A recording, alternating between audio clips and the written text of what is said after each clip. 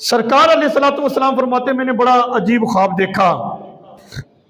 ایک دن حضور علیہ الصلوۃ والسلام نے اپنے صحابہ کو وہ خواب ان کے سامنے ذکر کیا، بیان کیا۔ فرمایا کہ میں نے بہت عجیب خواب دیکھا ہے۔ صحابہ اکرام کو ذکر کیا، عرض کی یا رسول اللہ صلی اللہ علیہ وسلم وہ کیا خواب ہے؟ میرے آقا علیہ الصلوۃ والسلام نے فرمایا خواب میں نے اپنے ایک امتی کو دیکھا کہ عذاب والے جو فرشتے ہیں اسے ڈرا رہے ہیں۔ حضور فرمانے کے خواب میں نے اپنے ایک امتی کو دیکھا جو عذاب دینے والے فرشتے ہیں وہ اس کو ڈرا رہے ہیں۔